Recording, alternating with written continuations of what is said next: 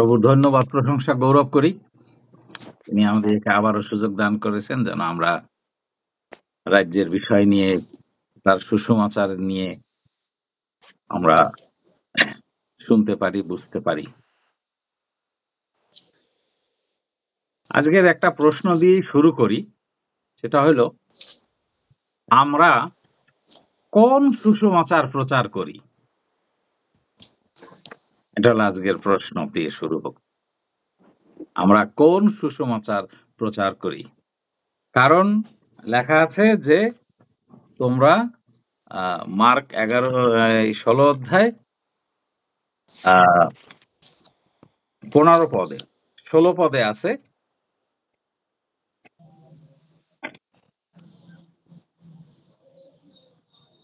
ষোলো পদে আছে, আর তিনি কহিলেন, না 15 পদে, আর তিনি কহিলেন, তোমরা সমুদয় জগতে যাও, সমস্ত সৃষ্টির নিকটে সুসমাচার প্রচার করো। যে বিশ্বাস করে ও বাপ্তাইজিত হয় সে পরিত্রাণ পাইবে। তো আজকে এখান থেকে শব্দটা নেব সুসমাচার। আমরা এই যে সুসমাচারটা, এইটাকে কিভাবে আমরা তর্জমা করি? কোন সুসমাচার প্রচার করি আমরা? যদি স্বর্গরাজ্য এতই প্রতিজ্ঞা, ক্ষমতা, বিধানে পরিপূর্ণ হয়, এটা যদি সত্যি এই রকম সুসমাচার হয়, তাহলে কেন সারা পৃথিবীতে আরো বেশি লোক সেখানে ঢোকার জন্য ছুটে আসছে না? প্রত্যেকে জানতে চায় যে জীবনের যে ট্র্যাজেডিগুলি আছে, যে কষ্ট আছে, দুঃখ কষ্টগুলি কাটিয়ে ওঠার পাশাপাশি প্রতিদিন আমাদের মুখোমুখি হওয়া চ্যালেঞ্জগুলি মোকাবেলা করার ক্ষমতা আবিষ্কার করার জন্য তাদের জীবনের শক্তি রয়েছে। আমরা সকলেই জানতে চাই যে আমাদের জীবনের অর্থ, উদ্দেশ্য ও আশা রয়েছে। অর্থাৎ আমাদের জীবনে যত কঠিন সময় আসে, আমাদের সবসময় ইচ্ছা থাকে যেন সে সমস্ত থেকে আমরা মুক্তি পাইতে পারি। কিন্তু স্বর্গরাজ্যের যে সুসমাচারটা, তার ভিতরে প্রতিজ্ঞা, ক্ষমতা, বিধানের যে পরিপূর্ণ জিনিসটা, যেটাকে সুসমাচার শাস্ত্রে বলে,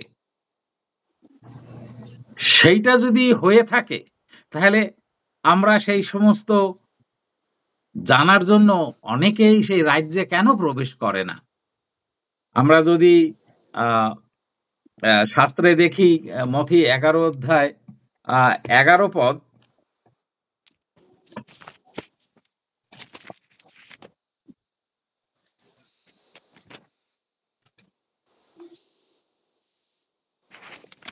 এগারো 12 পদ, এখানে না 12 পদ, আর যোহন বাপ্তাইজকের কাল হইতে এখন পর্যন্ত স্বর্গরাজ্য বলে আক্রান্ত হইতেছে, আক্রমণকারীরা তাহা অধিকার করিতেছে। কোন কোন জায়গায় লেখা আছে জোরপূর্বক তারা প্রবেশ করিতেছে, সবলে প্রবেশ করিতেছে।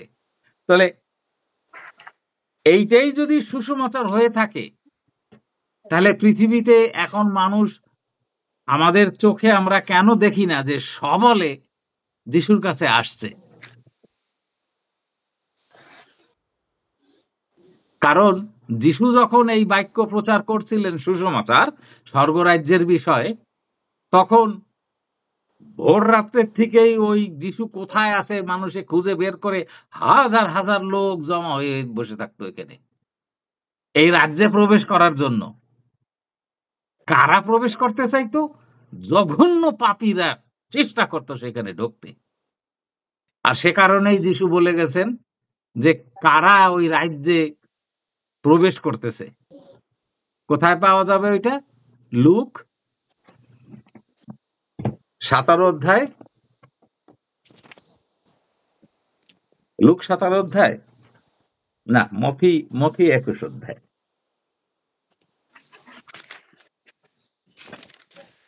মথি 21 অধ্যায় আছে 31, 32, 33। এখানে বলছে যে যীশু কহিলেন, আমি তোমাদিগকে সত্য কহিতেছি, করগ্রাহী ও বেশ্যারা তোমাদের অগ্রে ঈশ্বরের রাজ্যে প্রবেশ করিতেছে। কেননা যোহন ধার্মিকতার পথ দিয়া তোমাদের নিকটে আসিয়াছিলেন, আর তোমরা তাহাকে বিশ্বাস করিলে না, কিন্তু করগ্রাহী বেশ্যারা তাহাকে বিশ্বাস করিল, আর তোমরা তাহা দেখেও শেষেও এরূপ অনুশোচনা করিলে না, তাহাকে বিশ্বাস করিলে না যে তাহাকে বিশ্বাস করিবে। অর্থাৎ মূল কথা হলো এখানে যে জোরপূর্বক ইচ্ছাকৃতভাবে মানুষ কেন যিশুর কাছে আসে না, যদি ওই সুসমাচারের ওই ক্ষমতা থেকে থাকে। এই যিশুর প্রচারিত সুসমাচার, স্বর্গরাজ্যের সুসমাচার, এইটাই যদি সুসমাচার হয়ে থাকে, তাহলে সেই যিশুর কাছে মানুষ জোরপূর্বক কেন আসে না? এটা হলো প্রশ্ন। সমস্যাটা কোথায়? প্রত্যেকেই ভাগ্য এবং তার স্বপ্নকে সত্য করার ক্ষমতা আবিষ্কার করতে চায়। যে আমি অসুস্থ আছি, আমি এমন একটা ওষুধ খাইতে পারি যার দ্বারা আমি সুস্থ হয়ে উঠব। এমন একটা বিশ্বাস আমার থাকবে, আমার ঈশ্বর এমন থাকবে যে যিনি আমাকে এক্ষুনি সুস্থ করে ফেলতে পারে। এটা সবাই চায়, এই ক্ষমতাটা। ঈশ্বরের রাজ্যের সুসমাচার এই সমস্ত এবং আরো অনেক কিছুর প্রতিশ্রুতি দেয়। তবুও বিশ্বের বেশিরভাগ লোক এটি আবিষ্কার করেনি, খুঁজে পায়নি এখনো। এই যে ঈশ্বরের রাজ্যের যে শক্তিটা, এ আবিষ্কার করতে পারে নাই এখনো মানুষ। এটি গ্রহণ করা তো দূরের কথা, কিন্তু কেন পারে নাই?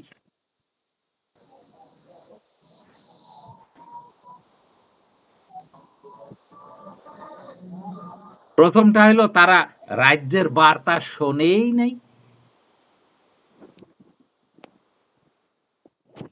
কারণ কেউ জানেই নাই, প্রচারও করে নাই, শিক্ষাও দেয় নাই।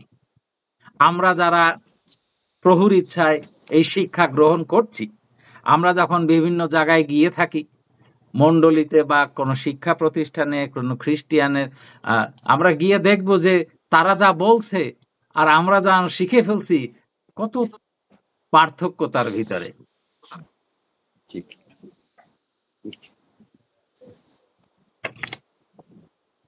এর কারণ হলো তাদের মন অন্ধ হয়ে গেছে, তাই তারা রাজ্য দেখতে পায় না। মানে প্রভুর এই বাক্যের ভিতরে সারাটা বাইবেল সহ শুধু রাজ্য রাজ্য রাজ্য বলা আছে, রাজ্য, রাজা, রাজার প্রজা, রাজার সন্তানগণ, কিন্তু কেউ এটা চোখে দেখে না।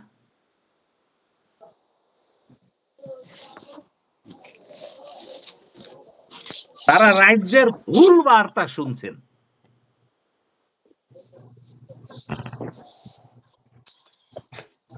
প্রভুর গৌরব হোক, আমরা এই সুযোগ পাচ্ছি যেন আমরা জানতে পারি।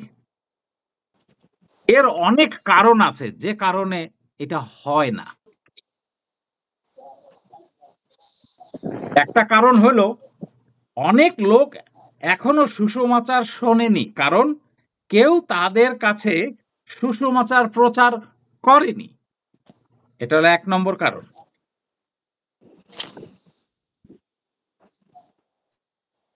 দ্বিতীয় কারণ হলো শয়তান আধ্যাত্মিক চোখকে অন্ধ করে দিয়েছে। লক্ষ লক্ষ লোকের আধ্যাত্মিক কানকে বধির করে দিয়েছে, যাতে তারা এমনকি যখন সুসমাচার প্রচার করা হয় তখনও তা শুনতে বা বুঝতে পারে না। শয়তান চাই না যেন আমরা এগুলি শুনতে পাই বা বুঝতে পারি। যে কারণে ওই মথি ১৩ অধ্যায় ১৯ পদে ওই কথা লেখা আছে,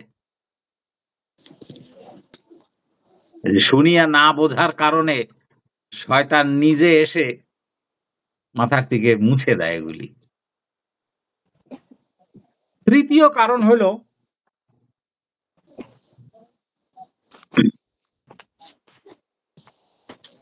সবচেয়ে গুরুত্বপূর্ণ যে বিষয়টি, সেটা হলো চার্চ মণ্ডলী ভুল বার্তা প্রচার করছে।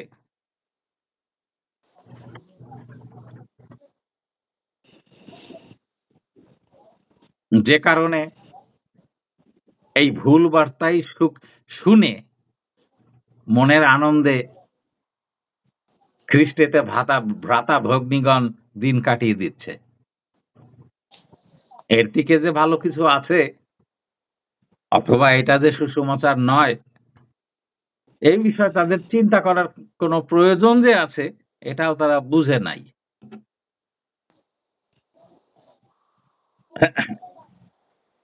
মথি তার সুসমাচারে রাজ্যের সুসমাচার এবং রাজ্যের সুসমাচার সম্বন্ধে উল্লেখ করেছেন, মথিতে আছে, কিন্তু কেউ এটা খুঁজে দেখে নাই, এটা বুঝেই নাই যে ওর ভিতরে রাজ্যের সুসমাচার বিষয়টা নিয়ে ভাবেও নাই। মার্কেও আছে ঈশ্বরের সুসমাচারের কথা, মার্কে লেখা আছে অনেক, কিন্তু কেউ এটার দিকে লক্ষ্য করে নাই, কারণ তাদের কানে যা দেওয়া হচ্ছে তাতেই তারা খুশি। আমার নাচিতে বাসনা হয়েছে, এইটু নিয়েই তারা সুখী, এর থেকে বেশি কিছু জানে না তারা। লুক সেও সুসমাচারের কথা বলছে,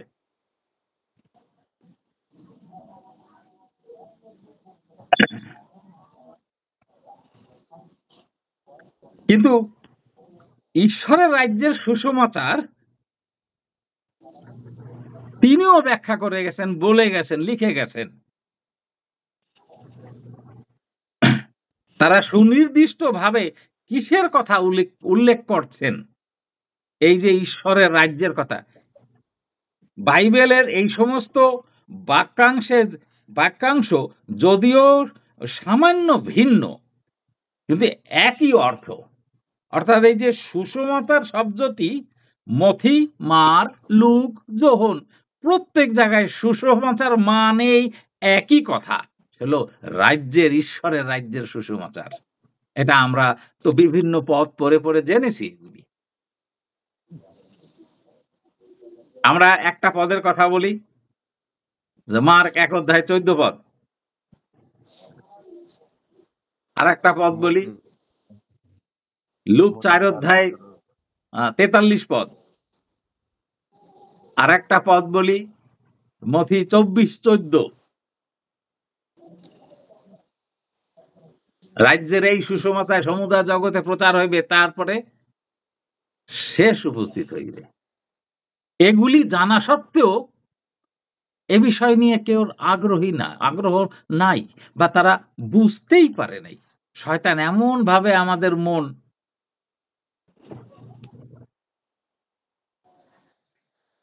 সুসমাচার শব্দটা হলো একটা গ্রিক শব্দের থেকে আসছে। এই শব্দটা কি?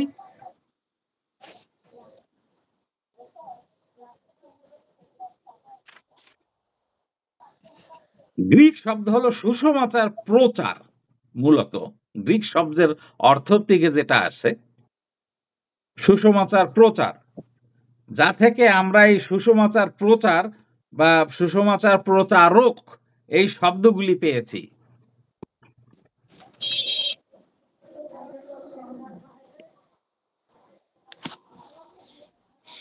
গ্রিক শব্দটা ঠিক এই মুহূর্তে মনে পড়ছে না আমার।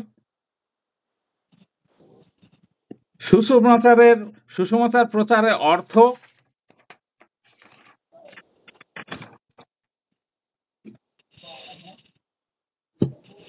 সুসমাচারের অর্থ হলো ইংরেজিতে হলো গুড নিউজ, একটা ভালো সংবাদ।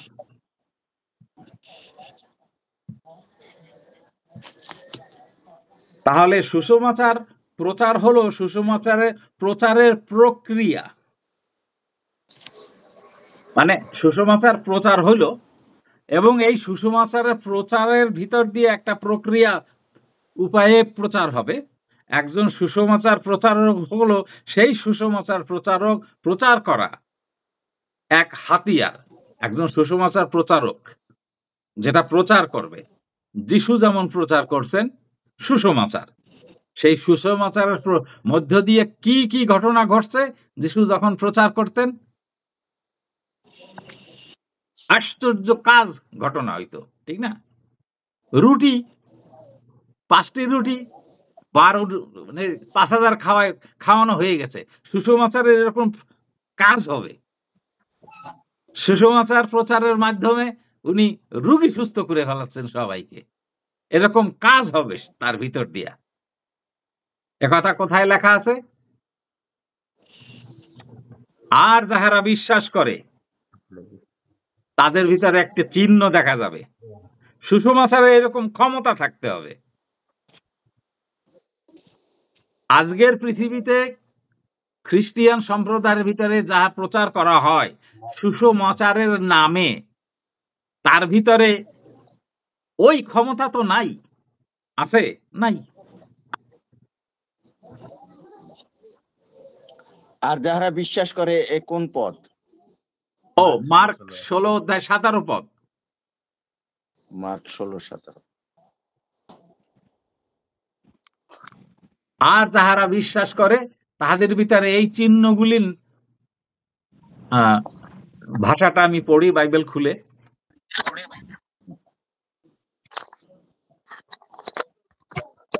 আর যাহারা বিশ্বাস করে এই চিহ্নগুলি তাহাদের অনুবর্তী হইবে, তাহারা আমার নামে ভূত ছাড়াইবে, তাহারা নতুন নতুন ভাষায় কথা কহিবে, তাহারা সর্প তুলিবে, প্রাণনাশক কিছু পান করিলেও তাহাতে কোনো মতে তাহাদের প্রাণহানি হইবে না, তাহারা পীড়িতদের উপরে হস্তার্পণ করিবে, আর তাহারা সুস্থ হইবে। ওই সুসমাচার প্রচারের ভিতর দিয়ে এই সমস্ত ক্ষমতা বের হবে যিশুর নামে। সেগুলি তো আমরা লক্ষণ আমরা দেখছি না। তার মানে সমান সমান আমরা মনে করি যা প্রচার হচ্ছে সুসমাচারের নামে সেটি সুসমাচার নয়।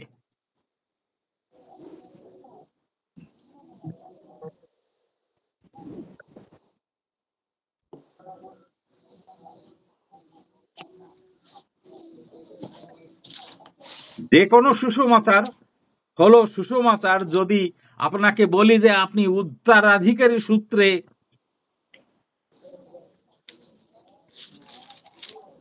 আচ্ছা, জিনিসটা অন্যভাবে বলি, যে কোনো একটা সুসমাচার সেই একটা সুসমাচার হইতে হবে, অর্থাৎ তার ভিতরে কিছু থাকতে হবে এই সুসমাচারের ভিতরে, বা ভালো একটা সংবাদ। একটা ভালো সংবাদ আমি বলি যে বিশ্বাস বাবু তুমি $10 মিলিয়ন পেয়ে গেছো, আর এটা হবে তোমার জন্য একটা সুসংবাদ, সুসমাচার, অর্থাৎ তোমার হাতে তুমি ওইটা পেয়ে গেছো, আর এটাই সুসংবাদ।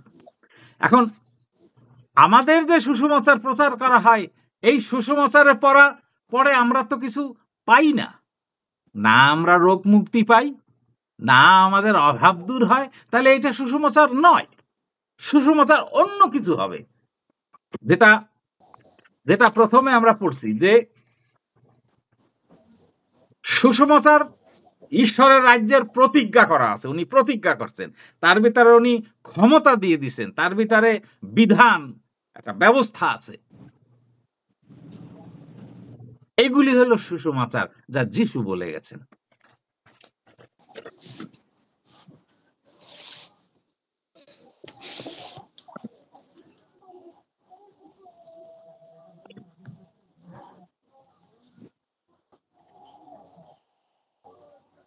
যিশু যে সুসমাচার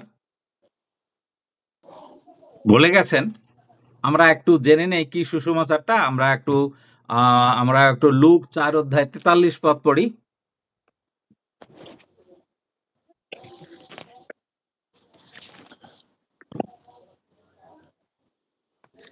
43 পদ। কিন্তু তিনি তাহাদিগকে কহিলেন, অন্য অন্য নগরে আমাকে ঈশ্বরের রাজ্যের সুসমাচার প্রচার করিতে হইবে, কেননা সেই জন্যই আমি প্রেরিত হইয়াছি। তাহলে এখন আমরা সেই রাজ্যের বিষয়ের কিছু নীতিমালা সম্বন্ধে আমরা জানতে চেষ্টা করি। যিশু আমাদের জীবনের বিষয়গুলিকে দুই ভাবে গুচ্ছ করে, ছোট করে, হ্রাস করে এনে বলছেন। দুটো বিষয়। এটা কোথায় পাওয়া যায়? মথি 6 অধ্যায় 33 পদে। হুম আমাদের সবাই মনে 6 পড়ে গেছে কি আছে ওইখানে, না? এটাই আমাদের দরকার, যে আমরা জানবো ও এখানে এই আছে। প্রথমটি হলো ঈশ্বরের রাজ্য, দ্বিতীয়টি হলো ঈশ্বরের ধার্মিকতা।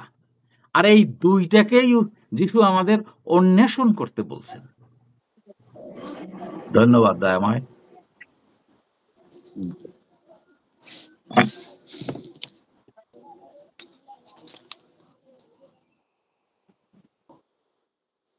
ধার্মিকতা সহজভাবে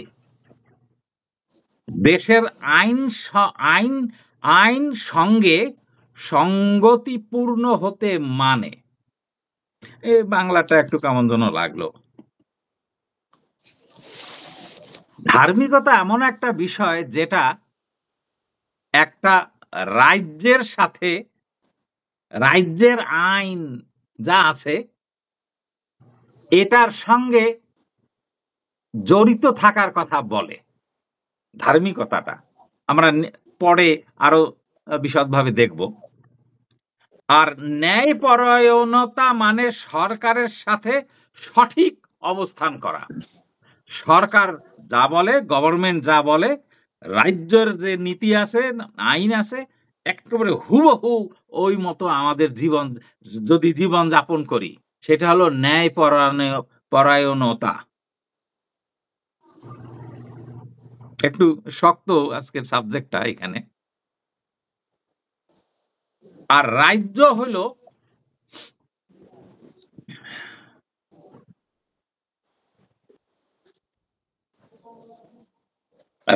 হলো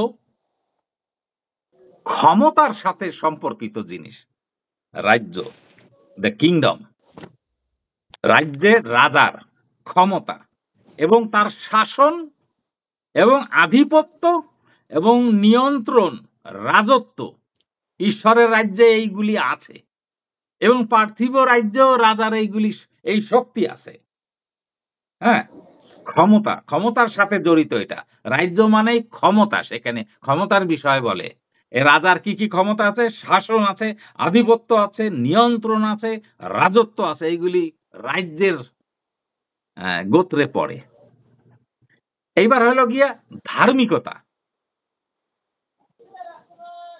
ধার্মিকতা হলো ওই রাজ্যে আমাদের অবস্থানটা কি, আমাদের চরিত্রটা কি, ওই রাজ্যের সাথে আমাদের সম্পর্ক কি, আমাদের সঠিক অবস্থান আছে কিনা, রাজ্যের নিয়ম কানুন আমরা মানে কিনা, স্বভাব, ওই রাজ্যের স্বভাব, এই স্বভাবের সাথে যে আমাদের কর্তৃত্ব পাওয়ার এইটা আছে কিনা, এটা নির্ণয় করে ধার্মিকতা। এটাকে বলে ধার্মিকতা, যা আমরা ওই রাজ্যের অনুশাসন আমরা মেনে চলি কিনা, ওইটা আমাদের হৃদয়ের ভিতরে, চরিত্রের ভিতরে আছে কিনা, তাহলে ওইটা ধার্মিকতা হয়ে দাঁড়ায়।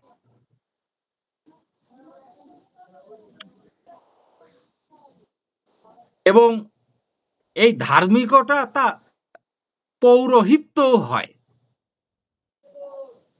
এবং যাজকের মতন ওই রাজ্যের আমরা পবিত্র জীবনে যাপন করি কিনা।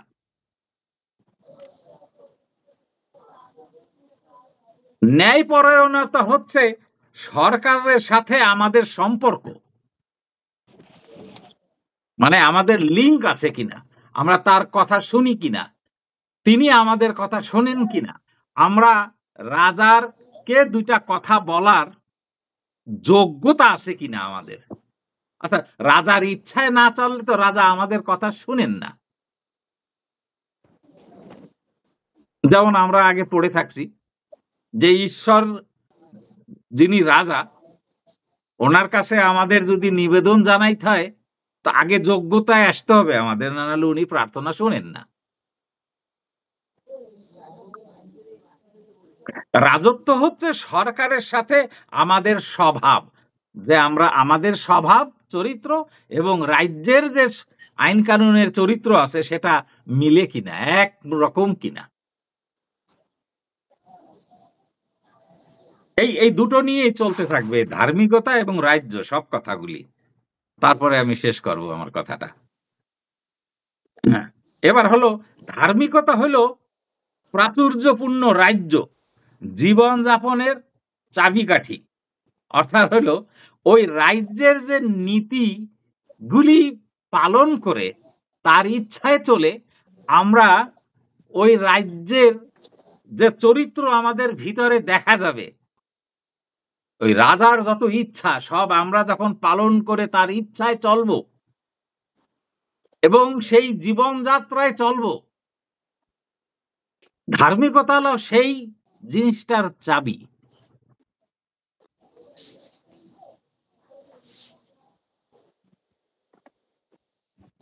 Thank you Lord. আর এই ধার্মিকতার মধ্যে জীবনযাপনের মাধ্যম, তার তার রেজাল্ট, তার প্রকাশটা হলো পবিত্রতা। আর এই পবিত্রতাই ধার্মিকতার প্রকাশ। এই সমস্ত রাজার ইচ্ছায় চলার মধ্য দিয়ে যে ধার্মিকতা আমরা লাভ করব, যেটা শেষে এর ফল দাঁড়াবে গিয়ে আমরা পবিত্র জীবন যাপন করছি ঈশ্বরের দৃষ্টিতে।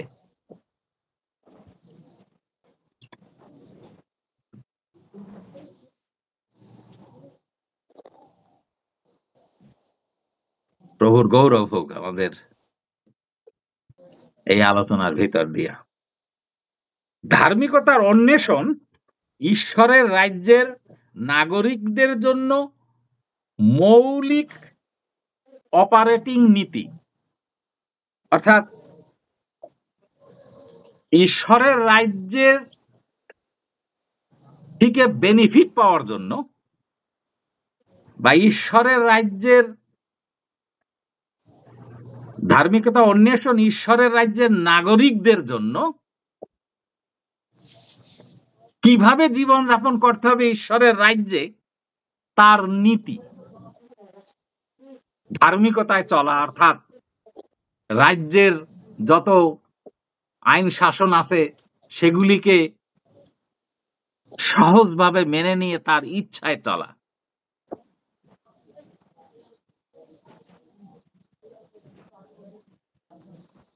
ধার্মিকতা তার নিজের সবকিছুর থেকে পরিষ্কার থাকা, পরিচ্ছন্ন থাকা। অর্থাৎ রাজ্যের আইন কানুনের বাইরে আমার জীবন কখনো যাবে না। সেখানে ঈশ্বরের রাজ্যের যে জীবন যাপনের নীতিমালা আছে এর বাইরে আমি কখনো যাব না।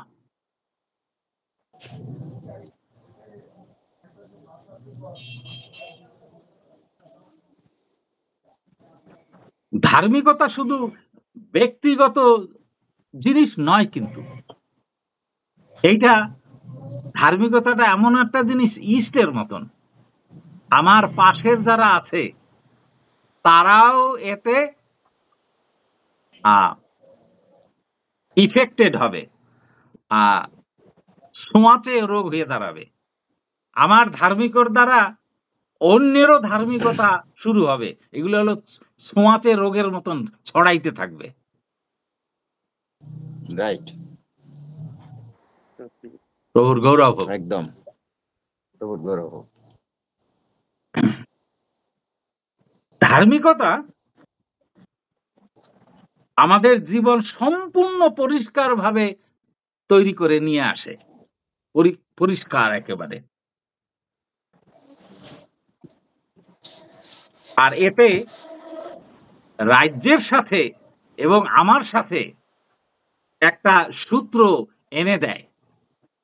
তখন ঈশ্বরের সাদৃশ্য প্রতিমূর্তি স্থান পায় এবং সেই রাজ্য ঈশ্বরের সাদৃশ্য এবং প্রতিমূর্তি ছিল আদমের ভিতরে, সেই হেতু ঈশ্বর এসে তার সাথে হাঁটাচলা করতেন, সময় কাটাইতেন।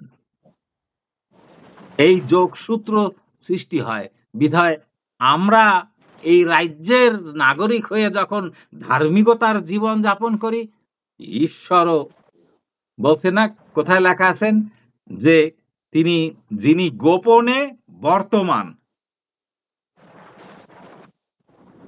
আমরা যখন প্রার্থনা করি, অন্তরাগারে প্রবেশ করি, তখন যিনি গোপনে বর্তমান তিনি আমাদের কথা শোনেন, অর্থাৎ আমাদের সঙ্গে সঙ্গেই উনি চলেন।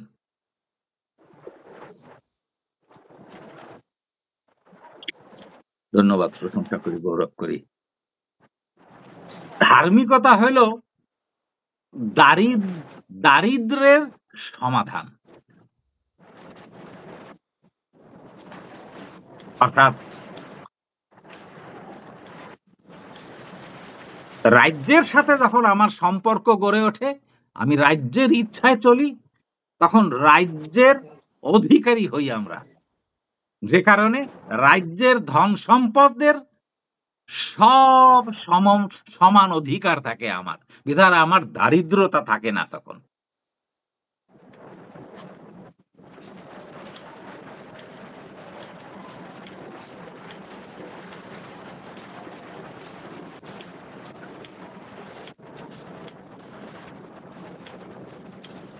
এবং ধার্মিকতা এই নিশ্চয়তা দেয় যে রাজ্যের আইনে আমাদের যে সমস্ত অধিকার রয়েছে সেগুলি আমরা অবশ্যই পাব। ধার্মিকতা এটা আমাদের সঠিকভাবে বুঝাইয়া দেয়। আমাদের জীবনের ধার্মিকতা নিশ্চয়তা দেয় এটা, যে রাজ্যের মধ্যে যে অধিকার আমাদের আছে এগুলি অবশ্যই আমরা সেগুলি প্রতিদিন, ঈশ্বর তো জানেন, যিশু বলছেন যে তোমাদের কি লাগবে। আমাদের ভিতরে যখন ধার্মিকতা ফিরে আসে, ধার্মিকতায় জীবন যাপন চলে, তার অন্বেষণ করি, তাহলে ঈশ্বর যা জানেন ওগুলি নিজে গুণী আসতেই থাকে আমাদের ভিতরে। ঈশ্বর তার বাক্যে আশীর্বাদ করুন। আমেন। আমেন। ধন্যবাদ দেই। আজকে যে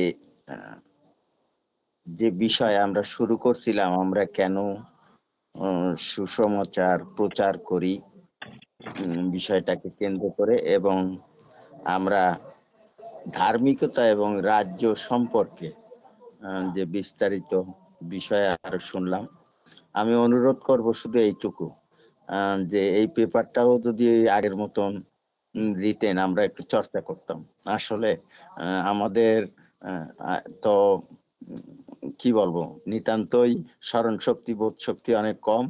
তাই বারবার যদি নিজেরাই নিজেদের চেষ্টায় রিপিট করি, অনেকটা এগোতে পারবো বিশ্বাস করি। সেই আকাঙ্ক্ষাই আপনার কাছে রাখলাম। আর এই আজকের যে ভিডিওটা, এই ভিডিওটাও আমাদের ফোনে যদি দিয়ে দেন, আমরা পুনর্বার শুনবো। বিশেষ করে আমার খুব বিষয়টাকে আরো গভীরে বুঝে ওঠার জন্য, নিজেকে আরো তৈরি করার জন্য বা পরিপক্ক হওয়ার জন্য, আমি যে পরিপক্কতা কমতি আছে সে কমতিটা চেষ্টা করে পূরণ করবার জন্যই আমাদের ইচ্ছা। এর জন্য এই সাহায্যটা আপনার কাছে আশা করি। ঈশ্বরের গৌরব হোক। স্যার, আমরা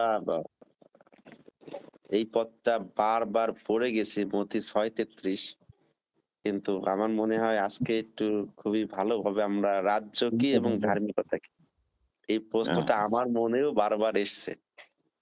আমরা এটা বলছি, কিন্তু আসলে এটা সঠিক ব্যাখ্যাটা কি দেব আমরা, বা আমি নিজেই বা কিভাবে উপলব্ধি করব? আমরা পড়ে যাচ্ছি, মনে হচ্ছে ইজি জিনিস, কিন্তু আসলে এর মধ্যে অনেক নিগূঢ় তত্ত্ব লুকিয়ে আছে, যেটা আমি সাথে সাথে নোট করে নিয়েছি। কারণ আমার কাছে মনে হচ্ছে যে এটা খুবই প্রয়োজন। এবং সেই সাথে আজকে সুসমাচারের বিষয়ে আপনি মানে এর আগেও সুসমাচারের বিষয়ে আমরা অনেক শুনেছি, জেনেছি, কিন্তু আজকে মানে যতই মানে ওই যে অন্বেষণ করার যে বিষয়টা, না আমরা সে অন্বেষণ করতেই আছি যেন এটা শেষ নাই। যেমন যে শিষ্যদের ৩.৫ বছর সময় লাগছিল। সুতরাং আমরা আ যতটুকু জেনেছি রাজ্যের বিষয়ে অতটুকুই সীমাবদ্ধ না। আমার মনে হচ্ছে এখন যত যাচ্ছি তত শিখছি। আগের গুলো হুম, তো হুম। শেখা আছে, আরো শিখছি, আরো জানছি, আরো শিখছি, আরো আরো বুঝতে আরো পারছি, পরিচিত এবং হবো। আমার মনে হচ্ছে আমাদের ব্রেইনটা আরো শার্প হচ্ছে এবং আমরা ধাপে, ধাপে এগোচ্ছি। সিঁড়ি বেয়ে। ঠিক এক এক চান্সে আমরা এক উপরে উঠতে পারছি না বা পারব না। বা ঠিক নিচে আছি যে বাহ! বলে যে সব শিখে গেছি তা না। সুতরাং আমরা হুম। শিখতেই আছি, সেই প্রভুর অন্বেষণ গৌরব হোক, করতেই আছি। তো আমার এই ধারাবাহিকতাটা আমি উপলব্ধি করলাম প্রভুর ইচ্ছায়। প্রভুর গৌরব হোক। মায়া, হুম, ওইভাবেই। যেমন